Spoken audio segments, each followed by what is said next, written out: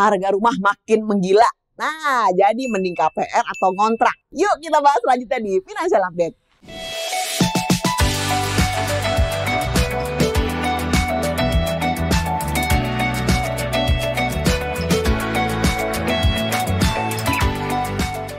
Nah, harga rumah di Jakarta udah mulai menggila banget nih ya. Bahkan udah mulai merambat ke rumah-rumah di sekeliling ibu kota. Ya, contohnya di daerah Tangerang maupun Tangerang Selatan ya. Bekasi, Bogor, Depok. Nggak heran sih, banyak banget orang yang sudah bisa lebih memilih mengontrak rumah. Atau mungkin ada juga yang ngambil KPR. Namun, orang-orang yang sudah ngambil KPR pun banyak juga nih yang ternyata gagal bayar ya. Nah, apalagi ketika dihajar pandemi kemarin ya.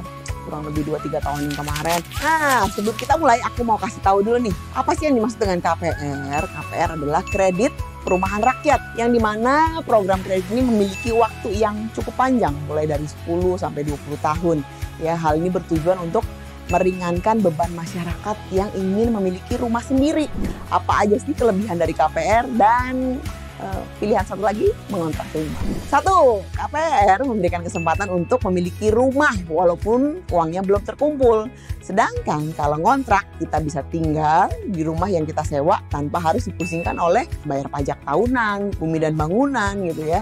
Cukup hanya membayar sewanya, lalu bayar listrik, kalau ada bayar airnya kita bayar air juga. Lalu untuk KPR itu membuat kita merasa lebih tenang. Kenapa? Karena kita merasa memiliki aset tersebut. Sedangkan kalau mengontrak membuat kita kok kayaknya hidup sudah sampai selama ini gitu ya. Mungkin sudah bekerja kurang lebih 5 tahun sampai 10 tahun.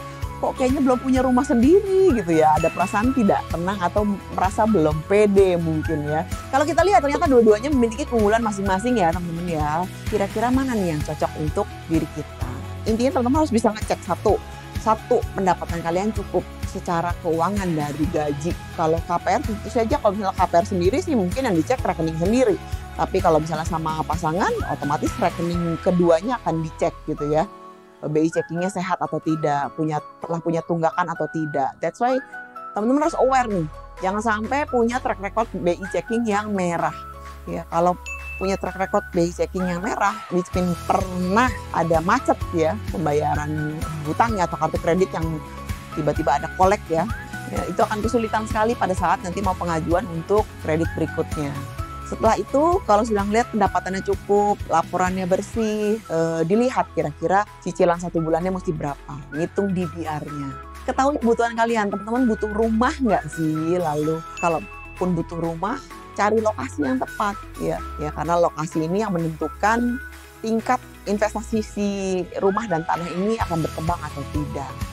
Beli unit atau properti di satu tempat, apakah nanti akan ada jalan layang yang melewati, jalan tol yang akan dibuat gitu ya, atau mungkin ada lingkungan yang sudah siap untuk dibangun sama pemerintah ataupun oleh swasta supaya lingkungan perumahan teman-teman itu juga ikut berkembang dan harga tanah dan bangunan ikut naik.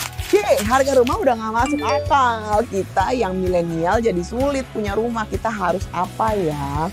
Lihat kemampuan diri. Yang pertama, teman-teman harus cari rumah yang mungkin di luar daerah yang teman-teman yang mau. Cari yang agak sedikit lebih pinggiran, biasanya harganya lebih masuk. Terus apalagi? Ya harus punya tabungan yang udah pasti teman-teman.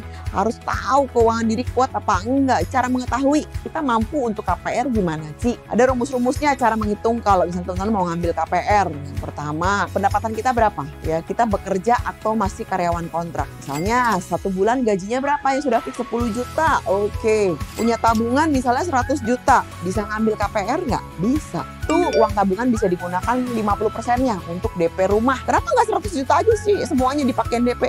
Jangan salah ya. Mau ngambil KPR rumah itu tidak hanya cukup DP dan cicilan. Ya teman-teman harus ada cicilan yang di lock biasanya senilai 2-3 kali cicilan.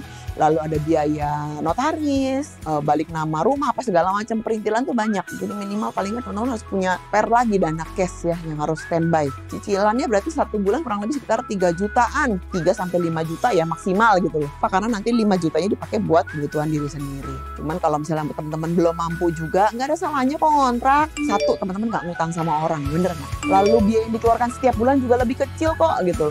Nah, apa yang diperhatikan Ci? Kalau kita juga mau ngontrak, lokasinya harus dekat dengan tempat kerja kalau bisa ya, tapi kalau nggak bisa ya sesuai dengan kemampuan. Cime, aku mau KPR dengan target 4 tahun lagi tapi dananya belum cukup, kira-kira aku harus apa ya? Nah, yang mau aku tanya, target dana yang kamu kejar berapa ya, karena kita harus tahu target dananya berapa. Anggap misalnya target dana mau beli rumah seharga 1 miliar, di 1 miliar ini akan dibagi 4 tahun ya, berarti dalam 1 tahun kejar minimal pemasukan 250 juta nih, nabungnya dalam 1 tahun harus bisa dapat. Harus ngitung, Ihsan 1 bulan pemasukan gaji misalnya 10 juta, habis untuk biaya hidup 5 juta, 5 jutanya di saving misalnya ya, berarti dalam 1 tahun sudah nabung berapa?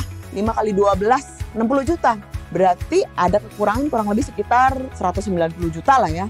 Nah, bagaimana caranya dapat 190 juta? Ya, 1, tambah pemasukan. Yang kedua, kurangin pengeluaran. Yang ketiga, spread lebih besar, teman-teman bisa untuk investasi. Nah, bagaimana caranya untuk menambah pemasukan, teman-teman? Teman-teman bisa gabung sama kita jadi agen Orange Partner.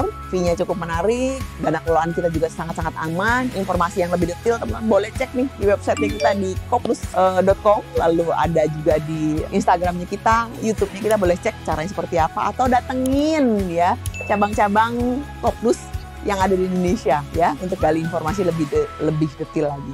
Lalu untuk investasinya teman-teman punya tabungan berapa nih? Taruhlah di instrumen investasi yang aman tapi bunganya cukup menarik atau imbal jasanya menarik. Nah, boleh kemana ceknya? Tentu saja di simpanan berjangkanya Koplus Pos. Bunganya menarik, lalu tentu saja aman. Ya, moga-moga informasi yang saya sampaikan hari ini sangat-sangat bisa dimanfaatkan oleh para viewersnya Findet dimanapun Anda berada. Saya Imewong, pamit undur diri. Kita ketemu lagi di Findet berikutnya.